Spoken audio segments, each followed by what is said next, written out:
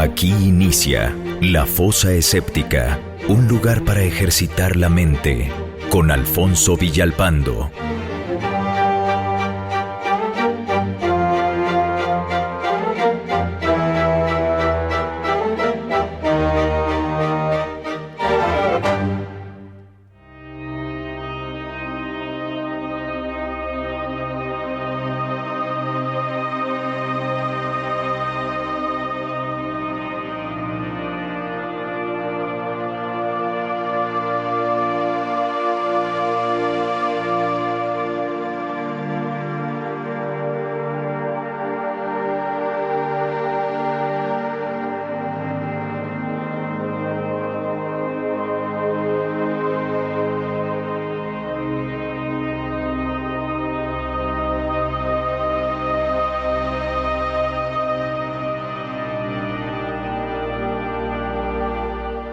Hola amigos de La Fosa Escéptica, ¿cómo están? Espero que estén bien. Bienvenidos a este que es el episodio número 190 de La Fosa Escéptica. Y bueno, antes que nada, permítanme saludar a todas las personas que me están escuchando, en especial a todos los miembros del grupo de Facebook, donde nos pueden encontrar todos los que no se han suscrito todavía. Ahí búsquenos en Facebook como La Fosa Escéptica. Ahí estamos. La verdad está muy divertido, muy interesante. Hay cada día más participación de la gente. Y bueno, los invito a integrarse a este grupo. También existe el grupo de Telegram, donde la discusión es más profunda, más filosófica, más de contenido.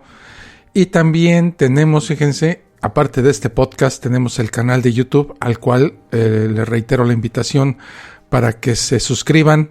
Nos dejen sus comentarios ahí acerca de cada uno de los videos que colocamos y que nos dejen sus comentarios. Sí,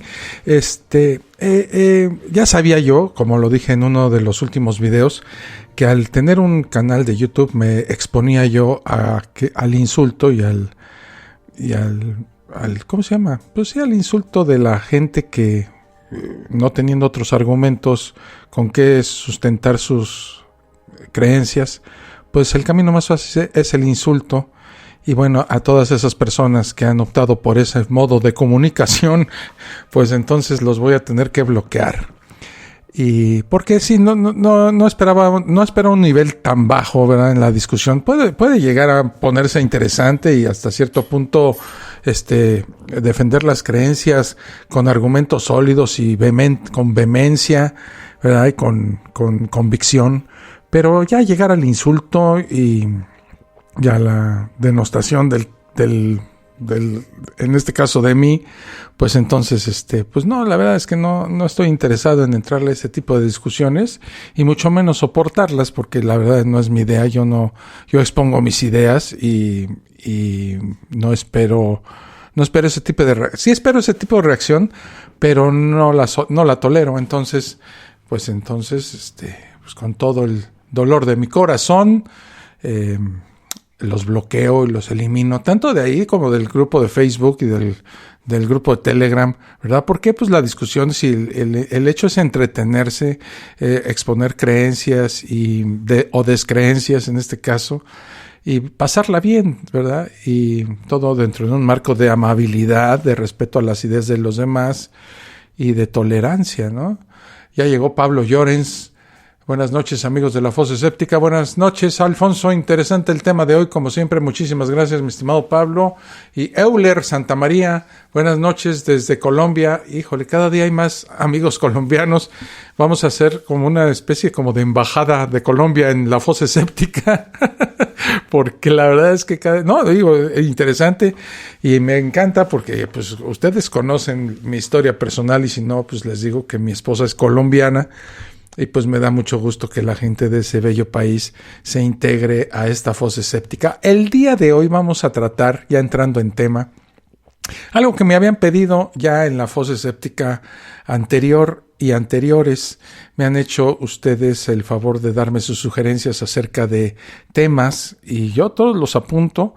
Y todos los mensajes los leo y todas las sugerencias las tomo en cuenta. Hoy vamos a llevar a cabo el tema del sexo y la religión. Cuando Dios se mete en tu cama. Así es de que, sin más, pues le damos, ¿no? ¿O qué? ¿Sí? Órale, va.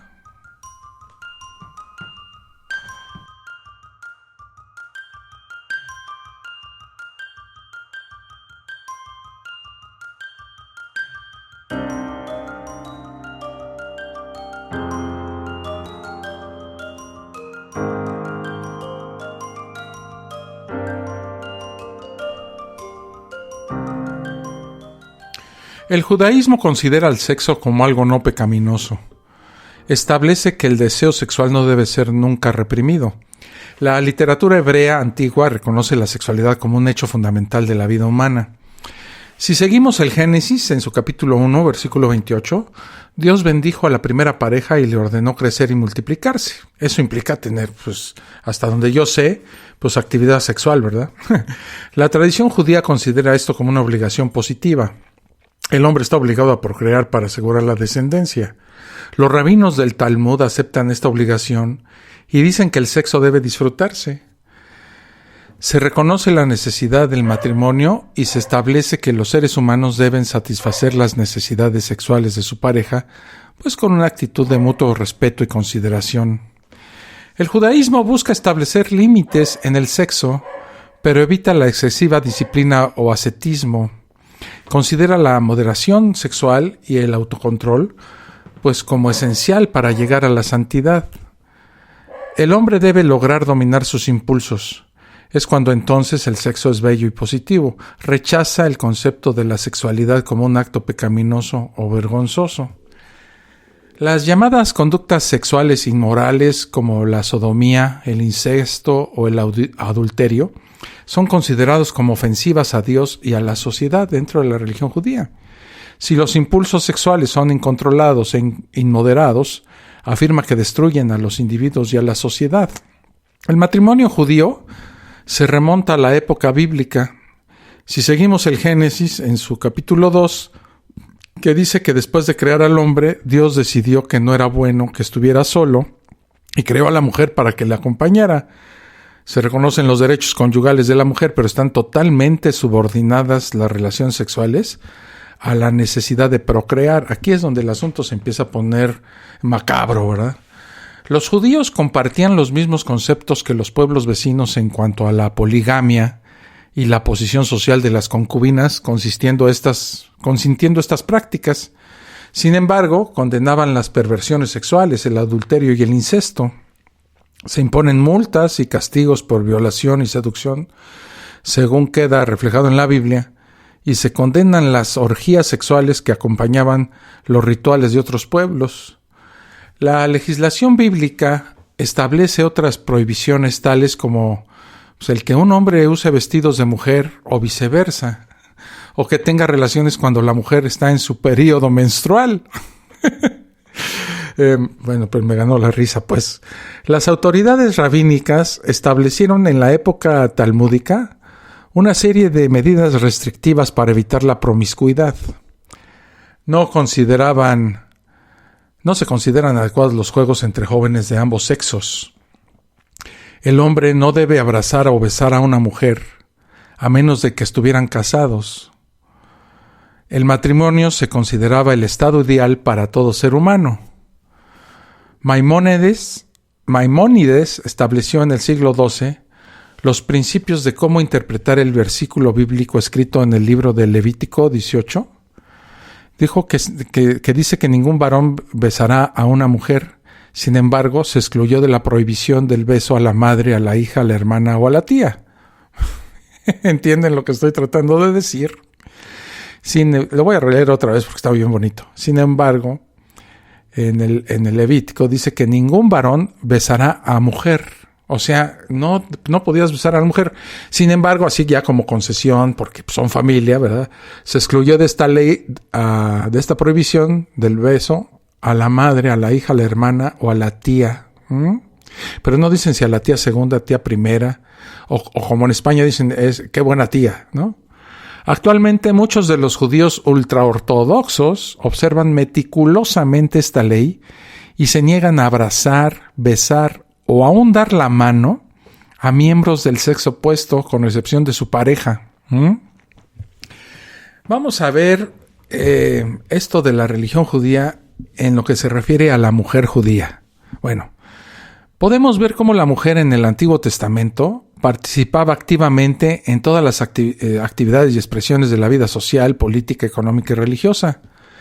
En los tiempos de Josué, las mujeres se encontraban presentes durante la lectura de la Torá, que se celebraba en el monte Eibal, conocido como el monte de la maldición.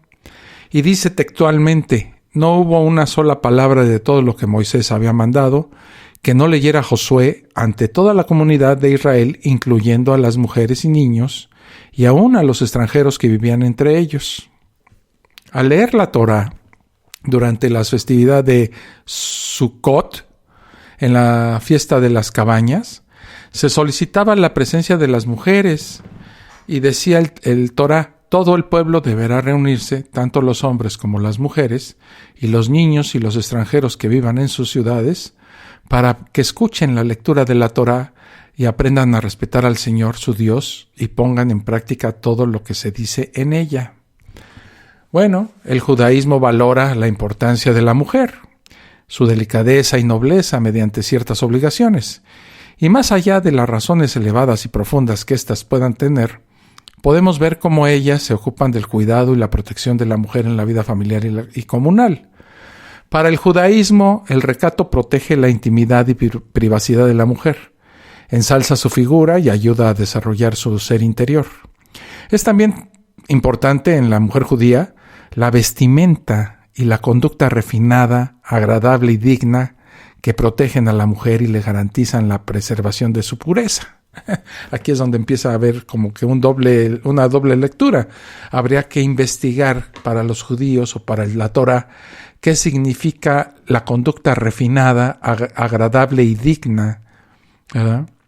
En la época talmúdica, la mujer respetable comenzó a permanecer confinada en su casa. Aquí las cosas se empiezan a poner bien interesantes. Una mujer que salía era considerada una prostituta. Esto refleja fielmente la realidad social y la escala de valores de ese momento histórico. Se llegó al extremo de decir que el hombre es el mundo, que es del mercado, y la mujer de la casa, y que una mujer que cuida su hogar merece casarse con un gran sacerdote. El derecho de la mujer a visitar a sus parientes, a asistir a un duelo o a un casamiento era firmemente respetado. O sea, las dejaban salir en buena onda, haciéndoles una concesión extraordinaria cuando se moría un pariente o a un casamiento, ¿verdad? O a visitar a algún pariente. Pero solo a eso. El Talmud determina que las mujeres no debían aparecer en público, pero en caso de hacerlo, el hombre no debía entablar conversación con ella, aun si fuera su esposa. El anfitrión de los visitantes masculinos de la casa era el hombre. Ellas comían a solas, lejos, y procedían a realizar las bendiciones correspondientes, pero alejadas de los hombres. Todas estas costumbres judías seguían el modelo de la antigua sociedad ateniense, en donde las mujeres vivían en casas aparte, llamadas casas de mujeres. Estas viviendas estaban situadas al fondo de la residencia central o en la parte superior de la misma, y normalmente, ¿saben qué? Esta parte de la casa permanecía cerrada bajo llave. No te me vayas a salir, desgraciada. El Zohar, uno de los pilares de la Cábala, dice que todo hombre deberá encontrar una mujer con quien compartir su vida, pues a través de esta unión se refuerza su fe, y es ahí donde la divina presencia no se separará de él jamás. A través de la unión con la mujer, Dios penetra en el hombre. El hombre tiene la obligación, todo esto bajo la visión judía, el hombre tiene la obligación de alegrar a su mujer por ser ella el hilo conductor con el Creador. Del Zohar se desprende que para poder entrar en comunión con Dios, el cabalista deberá casarse primero. Se sostiene que la soltería no conduce al estado de estar completo. La Shejina, o Shejiná, y la mujer son figuras que completan la esencia masculina, a pesar de ser considerada la mujer por la mayoría de los caballeristas con un rol eminentemente pasivo. Voy a hacer una pequeña pausa de 30 segundos y cuando regrese vamos a ver esto que es realmente un maltrato, ¿verdad?, de la religión judía hacia las mujeres. Ahorita regreso. Estás escuchando La Fosa Escéptica, un lugar para ejercitar la mente.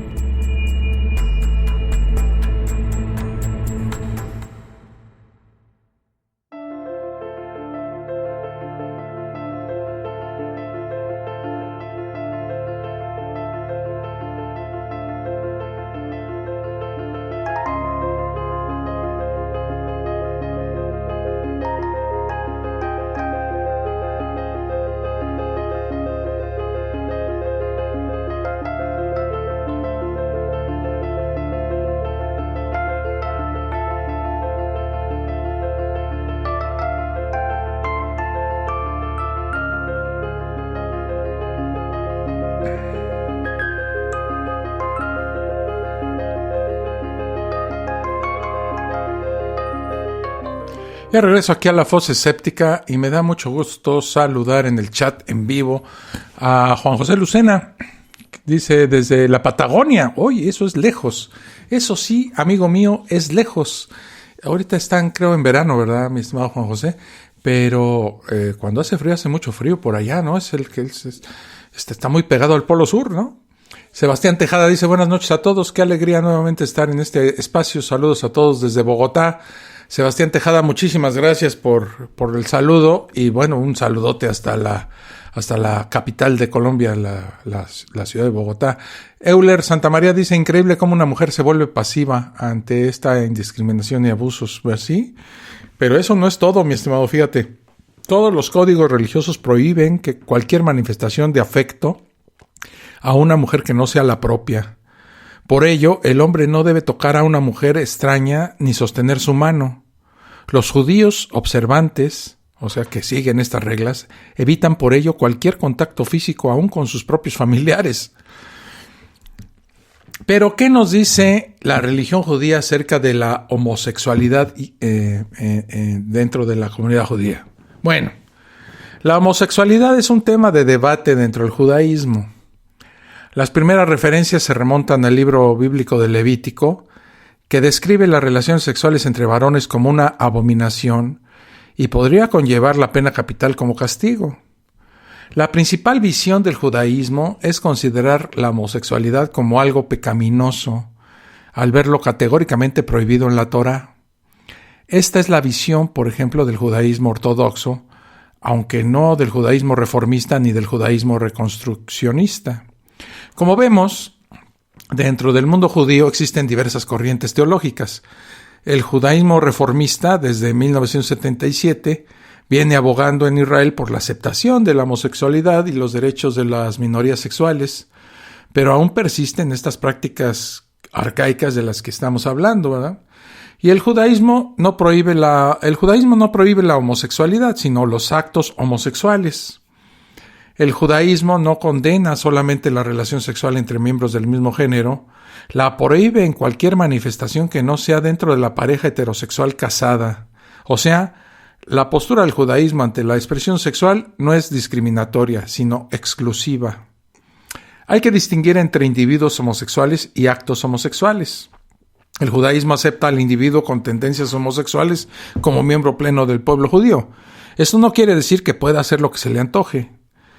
La Torá prohíbe expresamente dar expresión física a los deseos homosexuales. O sea, tú puedes ser homosexual y te aceptan, pero que no tengas actividad sexual. Y te lo prohíbe, ¿verdad? Ya sea tanto de índole masculina como femenina. Lo considera una abominación, como se comprueba en el Levítico. El hecho que uno nazca con determinada tendencia no lo transforma en una alternativa de vida válida. La Torá es la que define para el mundo judío cuáles son las tendencias válidas y cuáles no. El hombre fue creado con el poder procreativo, según la religión judía, con el objetivo de usarlo para poblar la tierra. Es su deber primario. Desviar ese potencial y usarlo solo para el placer personal atenta contra la naturaleza humana innata de dejar descendencia. La prohibición de la Torá de dar expresión a la homosexualidad se puede ver también no como una condena y discriminación, sino como una mano fuerte de apoyo y de estímulo para la persona que tiene tendencias homosexuales, diciéndole que si realmente quiere, puede lograr superarla y canalizar su sexualidad de una manera productiva, equilibrada y sana. O sea, que se vuelva heterosexual, es lo que están diciendo. Lo que distingue al hombre del animal es que el animal está dominado por instinto, mientras que el hombre lo domina, canaliza y sublima. Todo lo que estoy diciendo no es mi punto de vista, para que no se me vayan a echar encima. Es de acuerdo a los documentos y a lo que leí en diversas, inclusive en la página web de la Comunidad Judía en México. Pero aquí el asunto otro de los aspectos confusos y de verdad discriminatorios hacia la mujer dentro de la religión judía es el matrimonio. La sociedad judía es endogámica y el matrimonio sirve para consolidar el linaje. El levirato es una institución nacida del patriarcalismo. Establece, según el Deuteronomio, que si un varón no tiene descendencia y muere, fíjense, el hermano soltero de más edad debe contraer nupcias con su cuñada viuda. ¿Qué tal que no te gusta?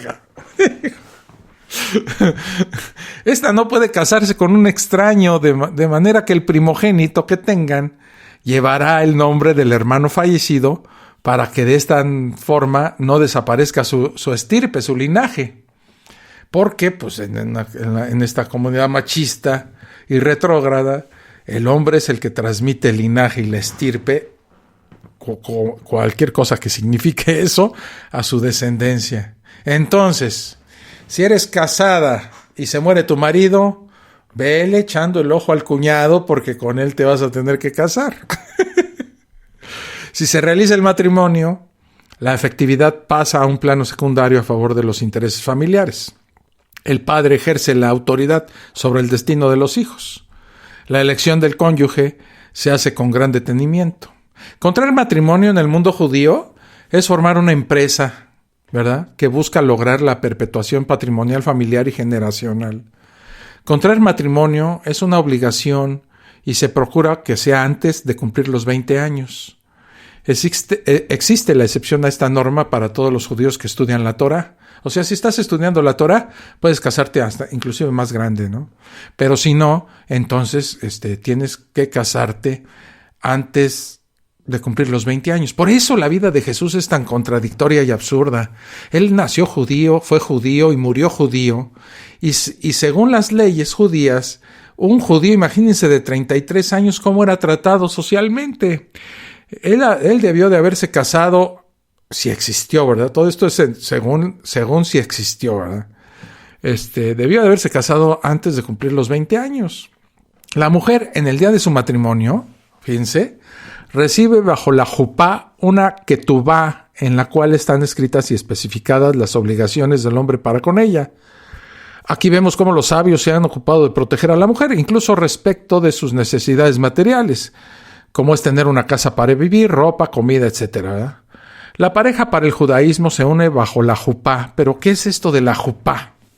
Bueno, consiste en un tejido. No sé si han ido ustedes alguna vez a un matrimonio, a una ceremonia judía, ¿verdad? Consiste en un tejido o chal de oración usado como cubierta de una pareja durante la celebración de una boda judía.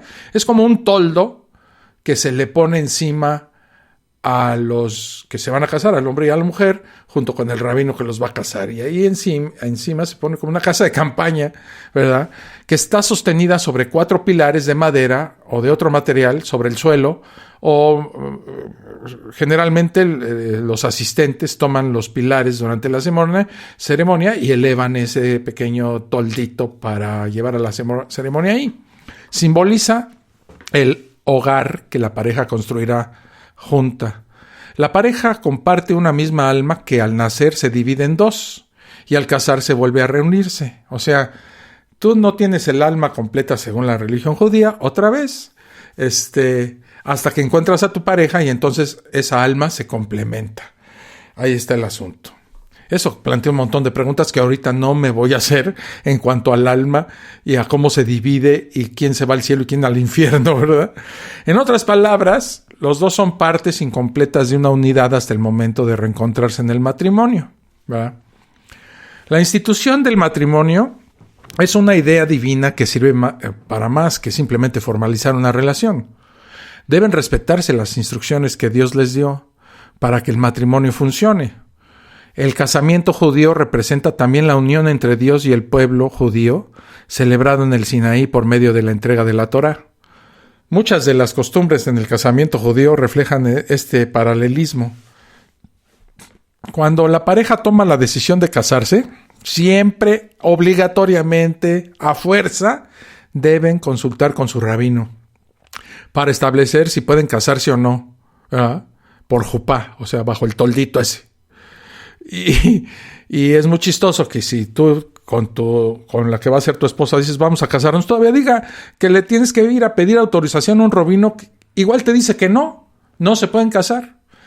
Hay que determinar también si la fecha en la que quieren casarse es permitida para realizar casamientos, porque no todo el tiempo los judíos pueden hacer ceremonias de casamiento.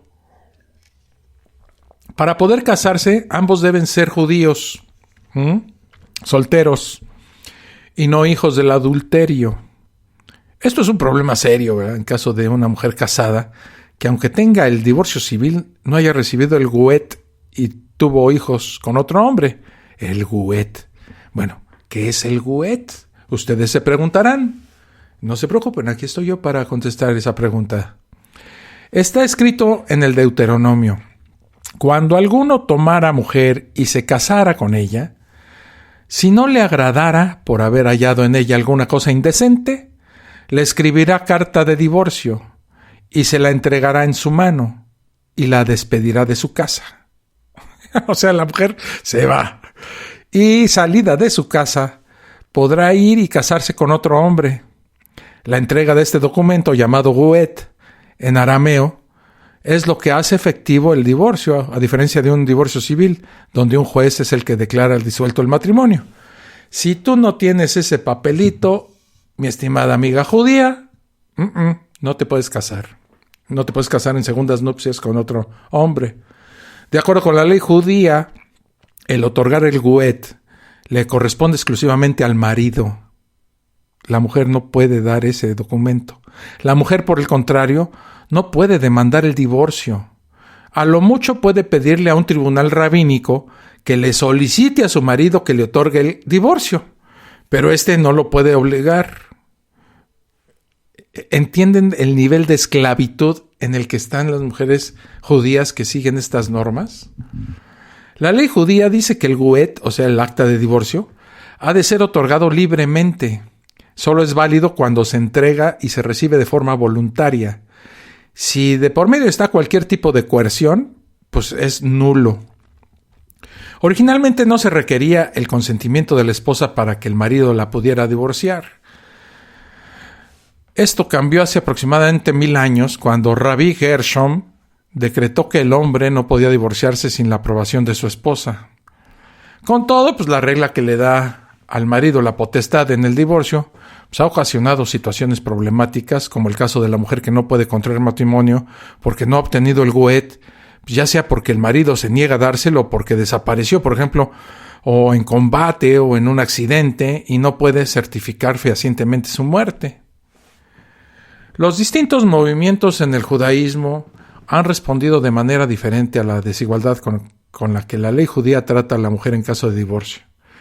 El judaísmo ortodoxo moderno considera imprescindible el guet, pero encontró un mecanismo para remediar esa diferencia: el contrato prematrimonial.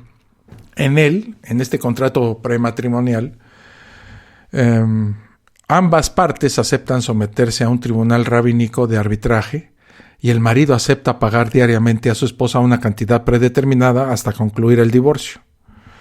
¿Entienden cuánta bronca, cuántos problemas, cuánto papeleo hay que hacer y cuánta sumisión, vuelvo a repetirlo, cuánta sumisión de la mujer judía?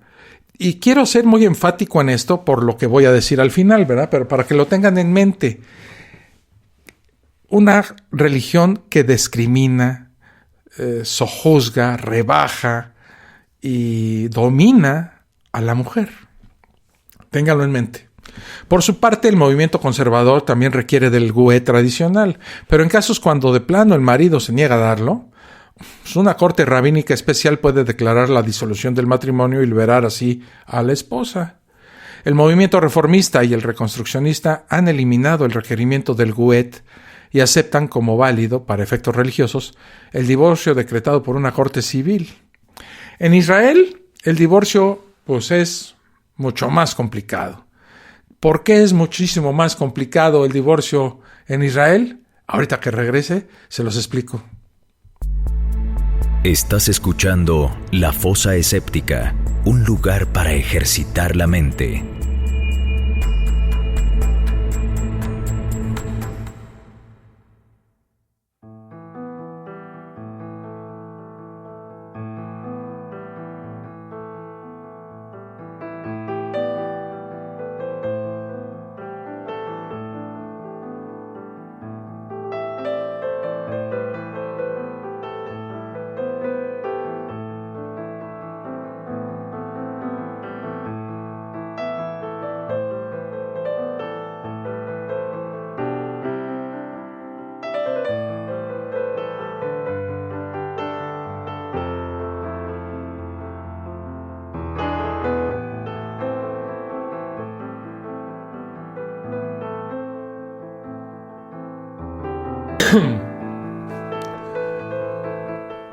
Ya regreso aquí a la fosa escéptica. Dice Ed Euler Santa María.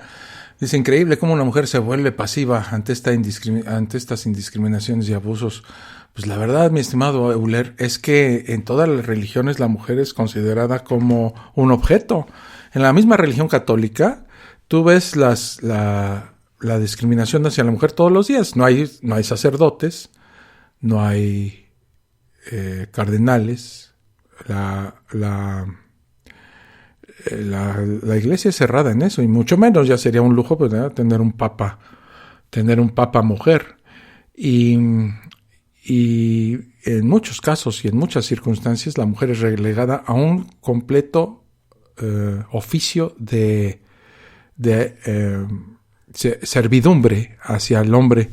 Las monjas a lo que se dedican, porque no hacen otra cosa, es atender la limpieza, hacer la comida, limpiar las ¿cómo se llaman? Las iglesias y las catedrales, y están al servicio de los padres que muchas veces, como ya sabemos, pues abusan de ellas sexualmente, ¿verdad? Pero ¿por qué? Regresemos al tema. ¿Por qué digo que en Israel el divorcio es mucho más complicado? Bueno, ya que hay dos tribunales paralelos que están autorizados para juzgar asuntos de divorcio entre una pareja judía, la corte rabínica y la corte familiar. Aunque originalmente la ley en Israel le daba a la corte rabínica el dominio en materia de divorcio, nuevas leyes decretadas por el Parlamento israelí alientan a dichas cortes a imponer sanciones a los esposos que se niegan a dar el guet. Así lo religioso se mezcló con lo civil. Para casarse, el rabino pide la ketubá de los padres de ambas partes, o en caso que estén divorciados, pedirá una copia del guet. La ketubá es como una autorización, ¿verdad? Solicita una copia de las libretas de matrimonio de los padres o las partidas de nacimiento de los interesados. ¿Qué es la cosa esta que les digo de la ketubá? Bueno, es un contrato matrimonial en hebreo que certifica la unión de la pareja.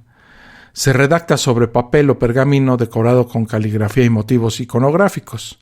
Normalmente se encuentra enmarcado e iluminado en las casas judías.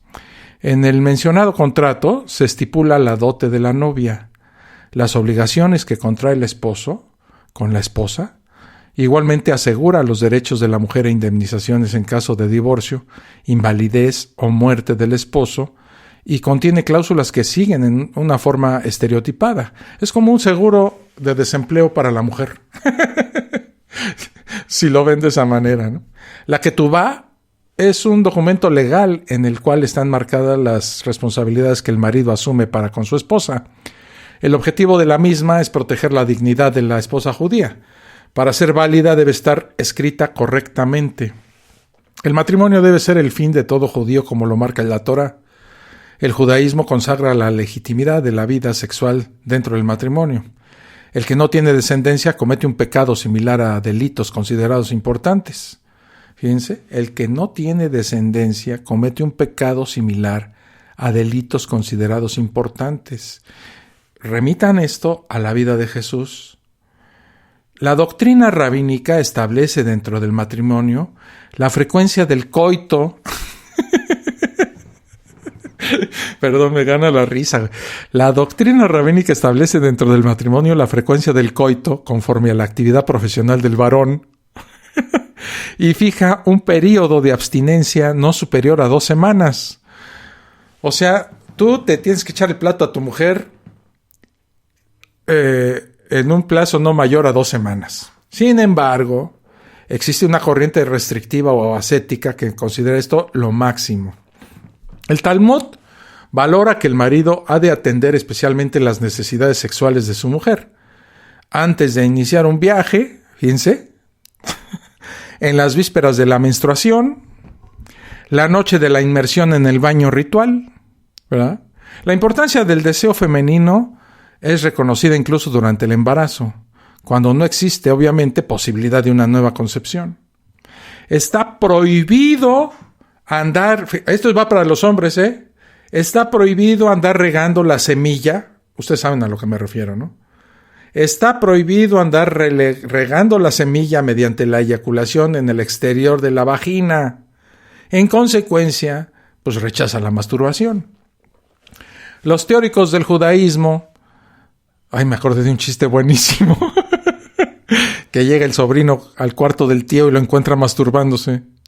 Y entonces el niño, pues el muchacho, el sobrino muy chico, le dice al tío, pues, ¿qué estás haciendo, tío?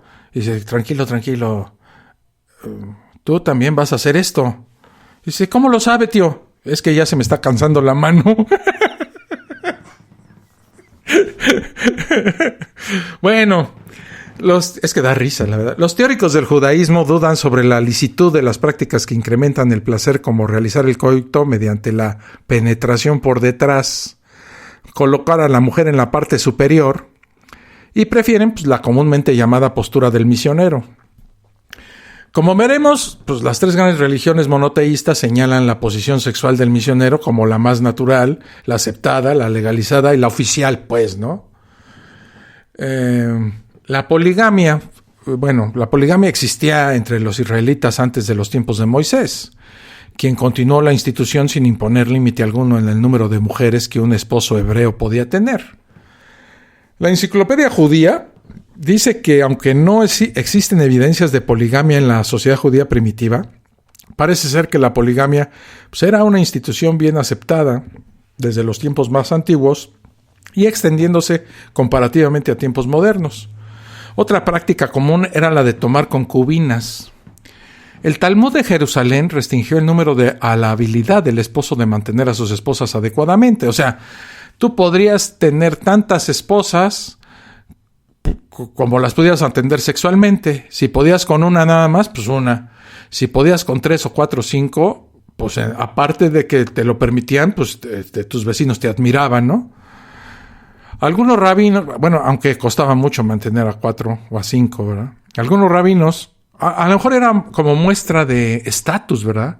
Yo tengo 3 coches, como dices ahora. Yo tengo una casa en Acapulco. Ahora no, antes decías, tengo 6 esposas. Y mírenles la sonrisota en la boca. Algunos rabinos, sin embargo, aconsejaron que el hombre no tome más de 4 esposas. Ya les pusieron un límite, ¿verdad? Y si pusieron este límite fue porque algunos vivos, pues la verdad, tenían más de 4. Posteriormente, la poligamia fue prohibida en el judaísmo por los rabinos, no por Dios, Sin embargo, los judíos sefardíes continuaron con la práctica de la poligamia. Esta era realizada por los judíos ricos en las tierras islámicas. Obviamente tenían que ser judíos ricos, ¿verdad? Pues para mantener, vestir, alimentar y darles para sus tunas, como decimos en México, a 4, 5, 6 esposas, pues tienes que ser rico en todos los aspectos. Pero raramente por los judíos, ¿verdad? Era realizada, que vivían entre cristianos. Es habitual la poligamia entre los 180,000 beduinos de Israel. También es frecuente entre los judíos del Yemen. Los rabinos permiten a los judíos casarse hasta con 4 esposas, como ya hablamos, ¿no? En el Israel moderno, cuando una mujer no puede tener hijos o está mentalmente enferma, los rabinos le dan al esposo el derecho de casarse con una segunda esposa sin divorciarse de la primera. ¿Y qué dice la religión judía acerca del adulterio? Bueno, pues el adulterio tiene un apartado específico en el derecho hebreo. Se consagra la fidelidad exclusiva de la mujer hacia su marido. Se consagra la fidelidad exclusiva de la mujer hacia su marido. O sea, la mujer no puede andar poniendo los cuernos al marido. Eso se lo dejaron a los católicos con María, que le puso los cuernos a José, ¿verdad? Esta unión es más restringida que la contemplada en el derecho canónico, pues incluye las relaciones sexuales ilícitas y voluntarias con una mujer casada o comprometida. El adulterio se sanciona con severidad y reporta gravísimas consecuencias para los hijos bastardos, que encontrarán muchos problemas cuando pretendan casarse. Y yo me pregunto, ¿qué demonios de culpa tienen los hijos nacidos de un adulterio en su vida futura dentro de la religión judía? El adulterio era una práctica relativamente extendida entre los judíos hispánicos, consecuencia de una cierta relajación moral, especialmente entre las clases pudientes, y de la convivencia de familias extensas bajo el mismo techo. Estaban amontonados, pues en la noche hace frío, ¿verdad? Y a la prima se le arrima. Originalmente el marido tenía derecho a castigar a la mujer adúltera y a su amante. Cuando se consideraba una ofensa a Dios, se requería la intervención del rabino y de los tribunales de justicia. Siempre metido el maldito rabino ahí, ¿verdad? Era posible redimirlo mediante el pago de una multa, aunque no era frecuente, y podría recaer pena de muerte si se realiza tras recibir una amonestación pública. O sea, te sacan la tarjeta amarilla a la primera adulterada, ¿no? A la primera relación adúltera. Y a la segunda, ¿verdad? Podrías irte a la pena de muerte. Si seguimos la Biblia, en el mundo judío se castigaba con la lapidación, mientras que el tribunal lo hacía con el ahorcamiento. Otro de los castigos para la mujer infiel era el de las aguas amargas, y se aplica a las sospechosas de adulterio. En alguna fosa escéptica hablé de esto de las aguas amargas, que en el templo, en los tiempos de Cristo, la mujer adúltera era llevada como vil trapo hacia el templo, la limpiaban antes de que entrara, le hacían una ceremonia de limpieza y después adentro le hacían tomar un brebaje hecho con excremento, tierra, saliva y todas las secreciones que ustedes se puedan imaginar. A esto se le llamaba las aguas amargas. Y si vomitaba era una cosa, no recuerdo bien, y si no vomitaba era otra cosa. Total que siempre salía perdiendo. Total que le hacían tomar estas aguas amargas y si fue advertida previamente por el marido. Mientras que si solo existen murmuraciones, puede obligarle al marido a someterse, dispensarle o la puede repudiar. La imputada es tenida por convicta y confesa, ya que era probado y manifiesto dicho crimen según la ley, y con arreglo a esta debía ser ejecutada.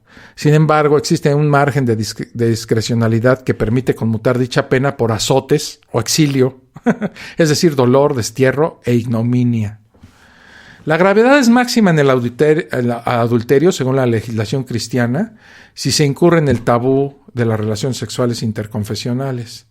En el fuero de Tudela se limita a una multa leve, siempre y cuando se realice con miembros de las minorías confesionales. Si un judío mantuviera relaciones con una mujer que no fuera su legítima esposa, pagará 5 sueldos, idéntica cantidad a la que pesa sobre el juego furtivo de los dados. Por cada hijo extramatrimonial abonará 30 sueldos. Esto es lo que decía la Torá. Por el contrario, el adulterio con una cristiana irremisiblemente se castiga con la hoguera.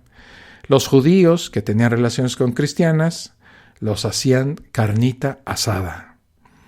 El fuero de Teruel, en su rúbrica dice que de la mujer que sea sorprendida con un infiel, establece esta sanción por el mero hecho de yacer carnalmente.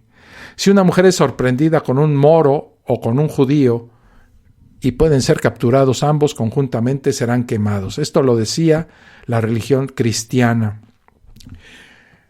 ¿Y qué dice la Torá y la religión judía sobre la prostitución? Esto es muy interesante, ¿eh? Miren, los judíos insatisfechos con su vida marital o sin excesivos escrúpulos requieren los servicios de meretrices cristianas o musulmanas. Ahí sí se las echaban al plato, porque eran como objetos que ellos podían usar para desahogar sus instintos sexuales, y ellos disponían de numerosísimas oportunidades para consumar sus apetitos. Las fuentes historiográficas ratifican la presencia de prostitutas judías tanto de la Corona de Aragón como de Castilla. Por ejemplo, en Barcelona existía un burdel en el Castillo Nuevo, en el Castell Nou. A mediados del siglo XV, el licenciado Fray Diego de Úbeda dice ante el Consejo de Murcia que en la judería en algunas casas señaladas se hacía pecado de fornicación, no solamente cristianos con cristianas. Es que estoy traduciendo del antiguo español, más aún viniendo contra la fe nuestra, y hacían judíos con cristianas, cosa muy aborrecible de Dios o de nuestra santa fe. Los tribunales regios no reprimen tanto el ejercicio de las hembras públicas, así les llamaban, que ofrezcan sus servicios fuera de la judería a personas inadecuadas, como sucedía en Valencia. Como podemos comprobar, se percibe a una doble moral que hace de la prostitución un mal necesario. Lo tenían reglamentado, pero al revés no. O sea, la mujer no tenía derecho a ser adúltera, ni a tener relaciones extramaritales. Esta dualidad la ilustra perfectamente el rabino Yehuda ben Asher, que relata el debate suscitado durante el siglo XIV en Castilla y que dividió a la sociedad castellana en dos corrientes. La primera anhelaba erradicar la prostitución y echar a las cortesanas por considerarlas fuente de pecado. La segunda corriente, representada por el rabí Isaac Arama, que era permisiva, porque así se evitaba, o sea, autorizaba o permitía que hubiera prostitutas, porque así se evitaba acudir a prostitutas cristianas y compartir la semilla divina con los gentiles, al tiempo que era un mecanismo de defensa de las doncellas y las mujeres respetables. Contribuía, pues, a mantener un equilibrio en el ecosistema social, ¿no? Voy a hacer una pequeña pausa. No, me sigo. Vamos a hablar de la menstruación. Esto es también es espantoso cómo la religión judía reglamenta un acto natural como es la menstruación. Un traguito de jugo de naranja. En el Levítico se explica que se considera que la mujer está en un estado de impureza durante los días de la menstruación. La Torá exige la abstinencia sexual 7 días desde que se inicia el sangrado. Los rabinos talmúdicos consideran que los 7 días de abstinencia deben contarse a partir de la desaparición de la menstruación, sumando de esta forma 12 días de abstinencia. La práctica usual entre los judíos ortodoxos es que al terminar la abstinencia la mujer debe sumergirse en un baño al que le llaman mikvah, antes de reanudar relaciones con su esposo. De acuerdo con estas premisas talmúdicas, el encanto del matrimonio aumenta con este periodo de abstinencia. Pues agarran al marido bien calenturiento, salvo que se haya ido con una de estas prostitutas, ¿no?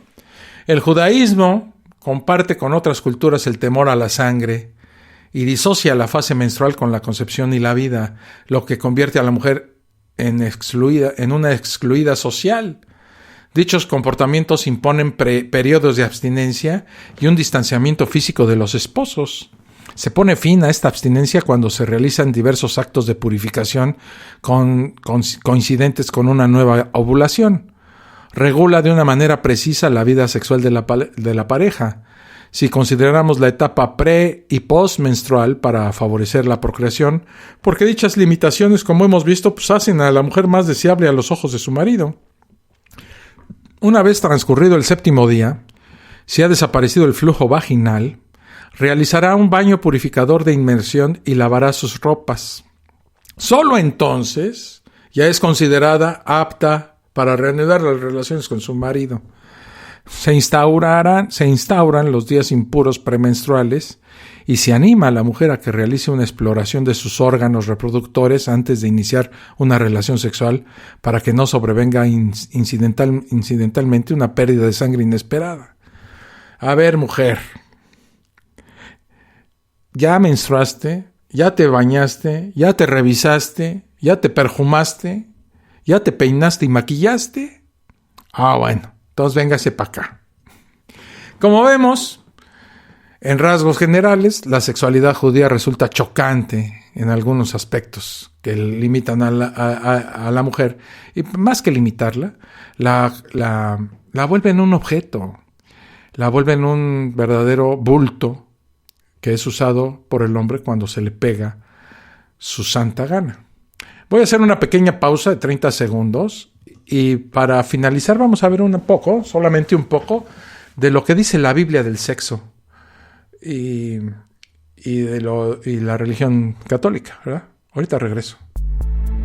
Estás escuchando La Fosa Escéptica, un lugar para ejercitar la mente.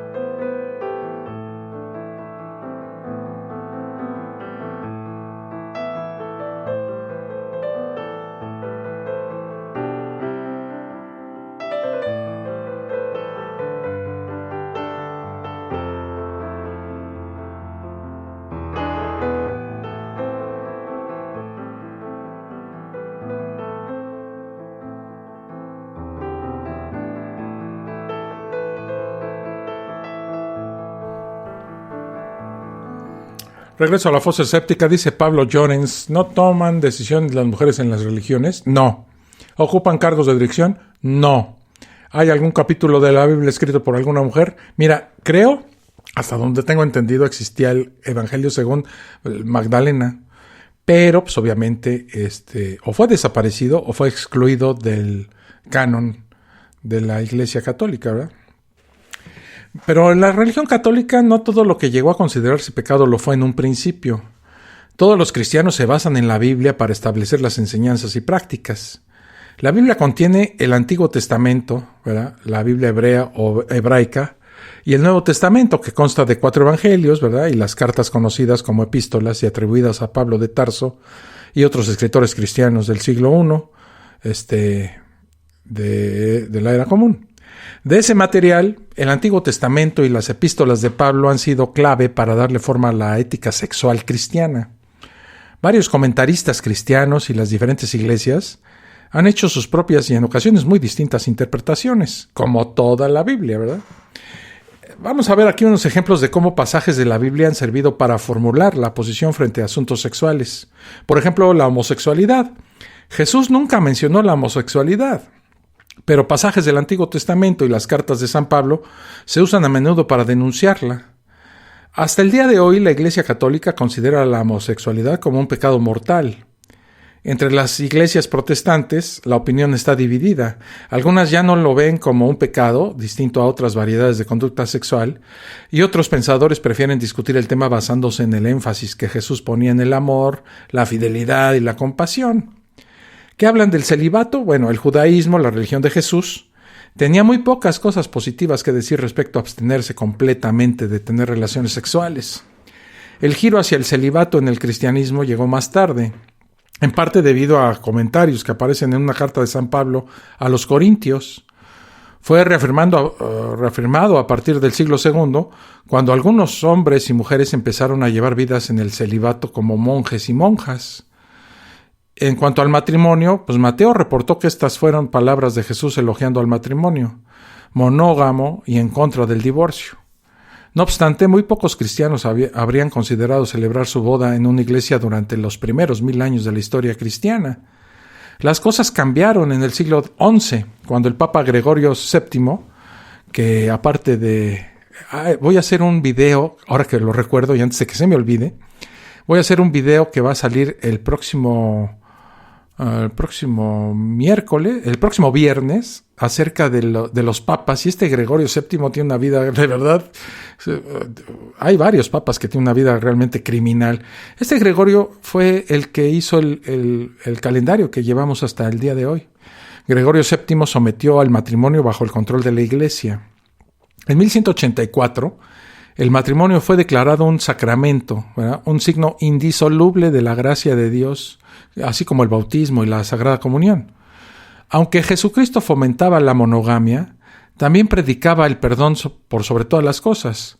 Cuando le preguntaron si una mujer adúltera debía ser lapidada, respondió la clásica frase: el que de ustedes esté sin pecado, sea el primero en tirar una piedra, como lo podemos leer en el Evangelio de Juan, en su capítulo 8. La anticoncepción, bueno, las tecnologías anticonceptivas le presentaron nuevos problemas a la Iglesia en el siglo XX. Al principio, tanto las iglesias católicas como las protestantes las condenaron, basándose en pasajes tanto del Antiguo Testamento como del Nuevo. Pero en los años 30, la Iglesia anglicana relajó sus reglas y dejó de considerar la anticoncepción como un pecado. Si Jesús no formuló los preceptos, ¿quién lo hizo? Bueno, tras casi 300 años de persecución a los fieles de Jesucristo, el Imperio Romano, bajo Constantino, adoptó el cristianismo como su religión oficial, pero la nueva Iglesia latina no se basó únicamente en la Biblia para establecer sus enseñanzas. Buscó también la guía de teólogos y filósofos, algunos de ellos inspirados en la austera filosofía griega, que celebraba el espíritu por encima del cuerpo. La máxima personalidad de la cristiandad occidental fue Agustín de Hipona, un teólogo del siglo IV de lo que hoy en día es Argelia, quien reformó radicalmente la visión cristiana del sexo. Agustín argumentaba que el deseo sexual, que él llamó lujuria, había animado a Adán a aceptar la propuesta de Eva de probar la fruta prohibida del árbol de la sabiduría. Así fue asociado por primera vez el deseo sexual con los orígenes del pecado. Su manera de pensar fue quizá responsable del extenso legado de confusión y ansiedad frente al sexo en la Iglesia occidental. La alianza declarada por San Agustín entre el sexo y el pecado dejó a muchos cristianos de a pie con una sensación de vergüenza ante el deseo sexual y al acto de saciarlo. La opinión de San Agustín sobre sus asuntos sexuales unificó a los cristianos por más de 1000 años y sigue teniendo influencia en muchos sectores de la población cristiana hasta el día de hoy. Sin embargo, en la Alemania del siglo XVI ocurrió algo que desafió radicalmente el vínculo entre el sexo y el pecado original. ¿Qué fue esto? Pues bueno, a partir de 1517, nuestro amigo Martín Lutero, el instigador de la Reforma Protestante, pues rechazó las enseñanzas de Agustín de que el sexo era pecaminoso. Al contrario, declaró que el sexo entre un hombre y una mujer era un regalo de Dios, mientras estuviera, claro, confinado al matrimonio. Lutero denunció la tradición católica según la cual todos los sacerdotes tienen que ser célibes, advirtiendo que sus deseos sexuales podrían terminar siendo canalizados en direcciones peligrosas. Y le atinó, ¿verdad? El fraile teólogo Lutero animó a los sacerdotes a casarse, y él predicó con el ejemplo. Negó que el matrimonio fuera un sacramento de la Iglesia. Si no lo era, entonces tampoco era necesariamente indisoluble, por lo tanto, el divorcio podía ser aceptable, aunque, como según él, lamentable, ¿verdad? Para Lutero, era la fe en Dios lo que traería el perdón por los pecados y la salvación, no las buenas acciones ni el arrepentimiento por las malas. Eso llevó al énfasis en la merced divina y el perdón, que en la época moderna ha sido usado para justificar perspectivas más liberales en varias iglesias cristianas. Que la Iglesia Católica haya creído hasta hace muy poco que la Tierra es el centro del universo y que el Sol gira en torno a ella, es en verdad irrelevante, intrascendente y no tuvo consecuencias prácticas, ¿verdad? En cambio, el error de creer que la abstinencia sexual es el camino a la perfección humana y espiritual y que es posible practicarla de por vida, no es una creencia inocua, sino que tremendamente negativa y destructora del mejor funcionamiento de las personas, porque la somete a prácticas como la castidad, la virginidad, la abstinencia sexual de por vida y el celibato, que entorpecen y bloquean su normal desarrollo y funcionamiento. La concepción de que tales prácticas son virtuosas y conducen al florecimiento humano, destilada de manera sistemática y permanente en la mente de sus consagrados, pues es un adoctrinamiento que genera inmadurez socioemocional, también depravación sexual, y de seguro una lucha culposa entre la realidad sexual humana normal y el deber ser sexual, inalcanzable, mítico y fantasioso que se exige como ideal. Lo anterior constituye un factor de alto riesgo, en especial en personas cuyo quehacer se basa en el establecimiento de relaciones interpersonales cercanas y cálidas, pero asimétricas en términos de poder, influencia y confianza. El escenario óptimo para manipular conciencias y depredar personas. La cuestión fundamental de la crisis, entonces, es que las creencias eclesiásticas sobre sexualidad y las prácticas institucionales promovidas por tales creencias, como la castidad, la virginidad, la abstinencia y el celibato, constituyen un paradigma que colisiona con la ciencia psicológica, tal como el geocentrismo teológico colisionó con la ciencia astronómica. La incapacidad de la Iglesia para manejar el comportamiento sexual de sus consagrados se mantendrá mientras no cambien los supuestos falaces sobre sexualidad que su doctrina contiene, e incorpore una visión positiva de la sexualidad humana basada en el mejor estado actual del conocimiento psicológico. No obstante que la concepción geocéntrica del universo no era un dogma, y su cambio no generó ningún derrumbe del sistema de creencias en la Iglesia Católica, sus teólogos demoraron siglos en aceptar la realidad mostrada por la ciencia. Su negativa visión de la sexualidad humana tampoco es un dogma. Deberán pasar nuevamente 3 siglos y medio para que la Iglesia corrija, a la luz de la ciencia, sus creencias arcaicas acerca de la sexualidad humana. Los teólogos tienen la palabra, pero no solo ellos. Debido a los trascendentes y generalizados impactos negativos que el paradigma sexual de la Iglesia tiene, su cambio debe ser exigido por los propios consagrados, por los feligreses, por la gente, por sus víctimas y por las comunidades y gobiernos de países en que la Iglesia Católica opera. Con esto, amigos de la Fosa Escéptica, terminado con el tema del día de hoy. El asunto es que yo siempre he pensado que la Iglesia no debe meterse en cómo te llevas a la cama a alguien. Reglamentar, como en la religión judía o la cristiana, como hemos visto, la actividad sexual es aberrante, injusta y únicamente genera más manipulación de la que ya tienen los pobres creyentes. Gracias, Juan José Lucena dice excelente trabajo, gracias por su tiempo. No, al contrario, para mí es un verdadero hobby, un placer. Aprendo mucho cuando estoy preparando la Fosa Escéptica porque leo bastante para formar el guión que vengo a entregarles cada domingo. Y aprendemos mucho todos, ¿verdad? Espero que ustedes les haya gustado el tema de hoy. Sugiéranme. Ahí hay un montón de formas como ustedes se pueden comunicar, ya sea en el grupo de Facebook, en iVoox, en Spreaker, en el grupo de Telegram y ahora en el canal de YouTube.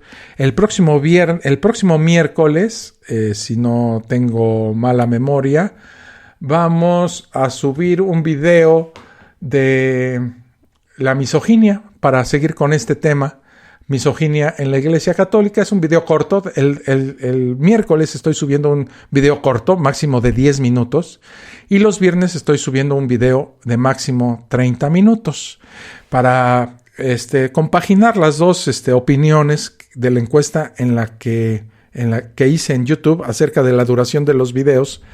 Y de acuerdo a sus opiniones voy modificando tanto el formato como la duración de los videos. Entonces, me da mucho gusto que ustedes opinen, porque eso va formando la Fosa Escéptica, ¿verdad? En todas sus plataformas. Búsquenme ahí en Spreaker, búsquenme en iVoox y en otras plataformas. Y suscríbanse al canal de YouTube, así ayudarán ustedes pues a que la fosa escéptica continúe. Por mi parte ha sido todo. Los que estuvieron aquí en el chat en vivo de la fosa escéptica, se los agradezco muchísimo. Nos vemos el próximo domingo. Mientras tanto, pues acuérdense de cuidarse, porque la verdad esto sigue siendo un problema muy grande, la pandemia que estamos sufriendo. Entonces hay que seguir cuidándose, ¿verdad? Entiendo que hay que trabajar y salir, pero eviten lo más posible las salidas intrascendentes. Que les vaya muy bien, cuídense, les mando un abrazo. Esto fue La Fosa Escéptica, un lugar para ejercitar la mente, con Alfonso Villalpando. Te esperamos en el próximo capítulo a través de Spreaker, Spotify, Apple Podcasts y iVoox.